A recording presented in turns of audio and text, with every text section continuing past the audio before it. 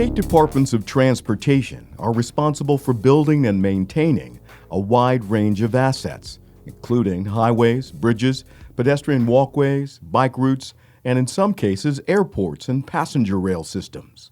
A strategic approach called asset management is helping state DOTs make critical decisions about when and where to conduct maintenance, saving both time and money. Asset management has become our primary focus at state DOTs. We're not building new, we're trying to maintain our existing assets. And while we have backlogs in terms of repairs and issues that we need to address, continuing to stress the most efficient way to invest in our transportation system is to preserve what we have and making it understood to citizens that we really want to stretch the value of their tax dollars by making sound investment choices, and we can do that best through preservation and maintenance of our existing system. Victoria Sheehan leads the New Hampshire DOT, and she's AASHTO's 2019-2020 Vice President. She convened this panel on asset management at the 2020 TRB annual meeting to help educate and encourage transportation practitioners to adopt or expand their asset management programs. Panelist Roger MILLAR, Secretary of the Washington State DOT, says the first step is to get everyone on board. It's a paradigm shift that we all have to go through.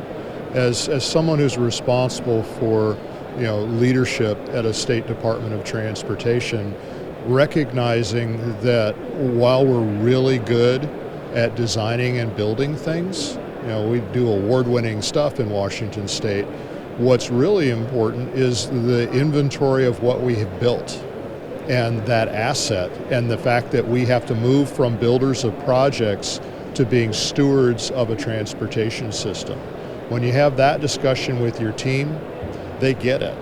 Panelist Carlos BRACERAS, Executive Director of the Utah DOT, says it's also important for the general public to get it. Taxpayers need to understand how asset management is helping state DOTs make smarter decisions and stretch resources. We have a foundational responsibility as owner and operators of a transportation system to provide the taxpayers with the greatest value for the investment that they make. And we know this and through asset management, and we need to communicate it to our public.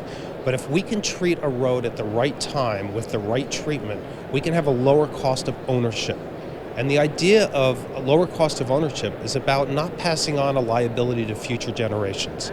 So if we can take care of what we have and do the right thing at the right time, we're going to save the taxpayers money, and it will give us more money to invest in other priorities such as safety or mobility needs. Julie Lorenz, Secretary of the Kansas DOT, told the large audience attending this seminar that the best way to communicate the benefits of asset management to the general public is to use the right words. So using words like, the highway surface is as rough as sandpaper, right? Or we're ready to grab our shovels and get to work. Those are the kinds of images that develop in people's brains, and they remember them for a longer amount of time, and they're also more compelling. They help move your audiences, whether those are legislators or communities, to action.